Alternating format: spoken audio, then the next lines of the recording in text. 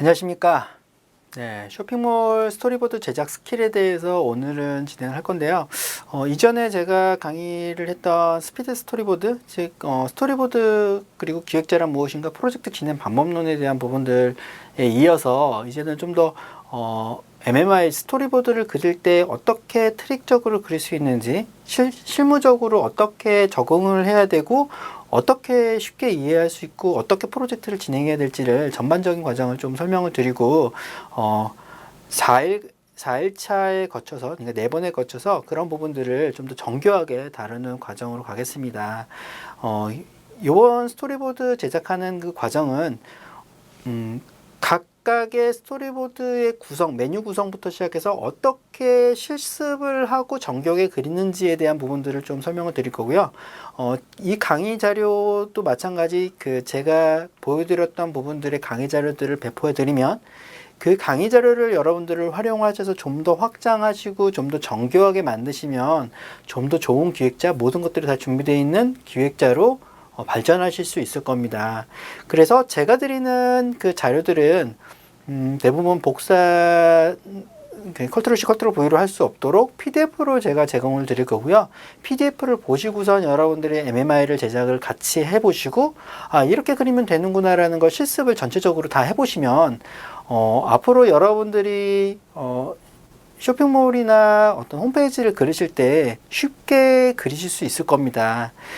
실제로 본 강의는 웬만사에서 제가 강의를 했을 때 대부분의 제 강의를 들었던 분들이 이제는 스토리보드 그림을 그릴 때 그림 그리는 실력은 정말로 향상된 것 같아요. 되게 빠르게 그릴 수 있어서 되게 좋았어요 등등의 어떤 평가들을 받았고요.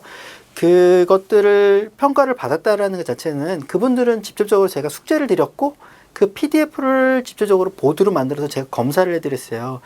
근데 이게 인터넷 강의이기 때문에 검사까지는 제가 못하더라도 그 장표를 여러분들 직접 제가 지정한 대로 똑같이 그리시면 앞으로 여러분들이 그렇게 그리시는 습관들이 체계화돼서 다음부터는 MMI를 그리실 때는 굉장히 MMI를 잘 그리시네요 라는 어떤 평가를 받으실 겁니다. 그래서 제가 여태까지 MMI를 제작을 하거나 이럴 때는 굉장히 빠르게 또는 정교하게 그리는 방법들을 많이 활용을 해서 그래도 해당 이쪽 시장에서는 좀 많이 인지가 되어 있는 그런 부분이기 때문에 여러분들도 제가 그리는 스킬 또는 제가 그려 드렸던 부분들을 많이 활용을 하셔서 적극적으로 활용하신다면 앞으로 여러분들이 기획생활을 하실 때 막힘이 크게는 없을 겁니다. 왜냐하면 대부분 쇼핑몰에 있는 게시판, 쇼핑몰에 있는 포인트 또는 쇼핑몰에 있는 관리자 이런 것들이 뭐 ERP나 LMS나 등등 여러 가지의 다양한 프로젝트나 다양한 모듈이나 솔루션에 다 적용이 되기 때문에 하나의 이 장표만 가지고 계셔도 나중에 계속 응용하셔서 쓸 수 있는 거기 때문에 여러분들이 앞으로는 즉 무엇인가를 그리고 설계할 때 크게 어렵지 않을 거라는 예상을 좀 합니다. 다만 이 과정을 밟고 나서 좀 어려움을 겪으시는 건 생소한 프로젝트 모듈이나 어떤 개념, 고객과의 또는 모듈과의 개념에 대한 부분들이 경험이 없어서 어려움을 겪으시는 부분들이 있을 텐데요. 그런 부분들은 앞으로 여러분들이 기획생활 하시면서 점차 발전하실 거니까 크게 두려워하지 마시고 지금 이 MMI를 제작하는 이 쇼핑몰 스토리보드 제작 스킬만 좀 집중해서 여러분들이 강의를 좀 들으시면 좀 더 발전된 모습으로 여러분들이 성장할 수 있을 겁니다. 이제 본격적으로 진행해 보겠습니다.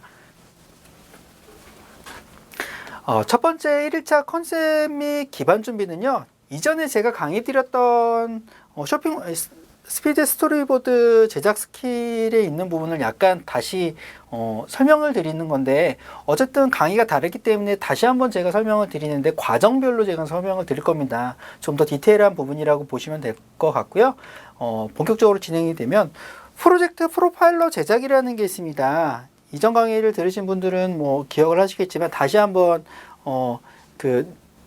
리마인드 시켜드리면 프로젝트 프로파일러는 RFP의 개념과 분석에 초점이 있습니다. 즉 RFP는 기업이 요구하는, 저희에게 요구하는 여러 가지 스킬들을 가지고 여러 가지 핵심 요구 조건들이 있습니다. 그 요구 조건은 우리가 분석을 해서 그 클라이언트에게 제안을 하게 되고 우리는 이렇게 만들어 드릴 것입니다 라는 제안을 하게 되죠. 하지만 대부분 RFP는 이거는 기억하셔야 됩니다. RFP에서 요구하는 모든 문서는 80%가 동일합니다. 즉 우리가 제안하는 그 장표와 다른 경쟁사들이 제안하는 장표가 대부분 다 동일하다는 거죠. 왜? RFP에 나와 있는 사실을 근거로 우리는 그것을 해결하겠습니다라고 접근을 하기 때문에 그렇습니다.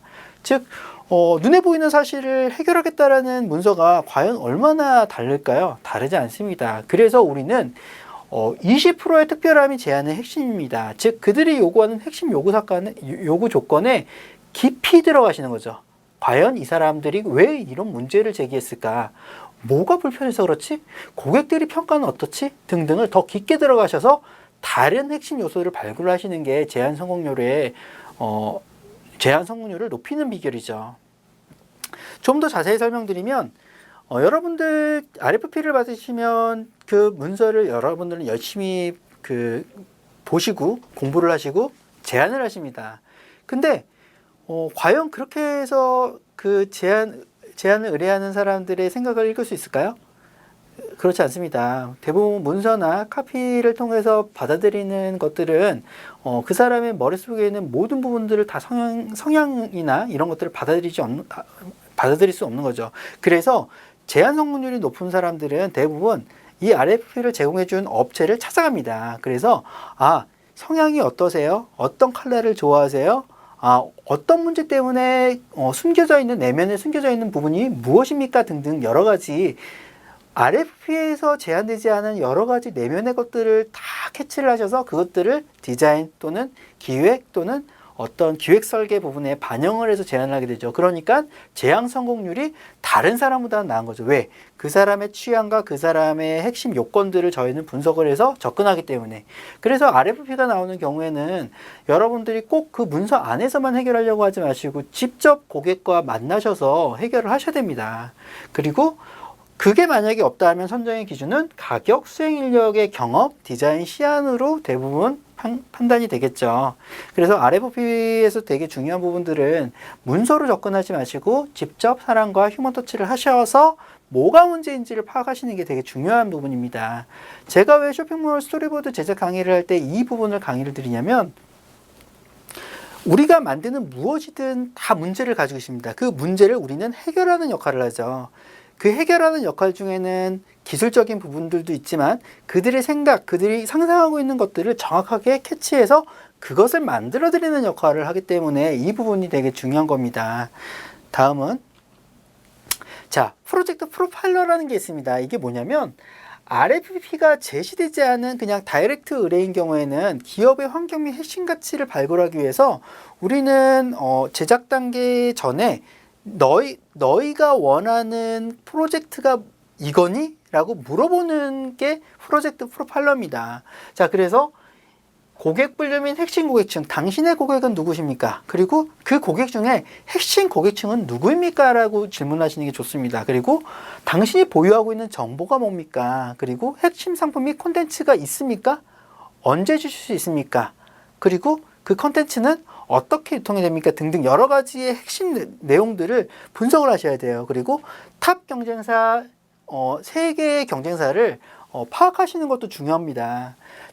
프로젝트 프로파일러라는 부분들은 뭐냐면 개요, 기본 목표, 성공 판단 기준, 오픈 일정 등등 여러 가지 우리가 작업을 하기 전에 공통적인 목표를 잡을 수 있는 것들을 규정을 해서 고객과 나와 머리가 싱크를 맞추는 부분입니다. 즉 고객은 쇼핑몰을 만들어주세요 라고 얘기를 했지만 그 쇼핑몰이 무슨 쇼핑몰인지 전혀 모르는 거죠. 우리는. 그러면 고객이 원하는 게 디자인입니까? 아니면 기능적인 구현입니까? 아니면 검색이 잘 돼야 됩니까? 등등 쇼핑몰을 하나를 만들더라도 핵심적으로 우리가 밀 수 있는 여러 가지 요소들이 많기 때문에 우리는 이렇게 프로젝트 프로파일러를 만들어서 접근하지 않으면 고객이 원하는 그림을 상상 속에 있던 그 그림의 결과물을 우리는 제시할 수 없는 거죠. 그래서 여러분들 꼭 프로젝트 프로파일러 또는 RFP의 제안 장표를 만드실 때는 고객의 니즈를 먼저 파악하시는 게 가장 중요한 부분입니다.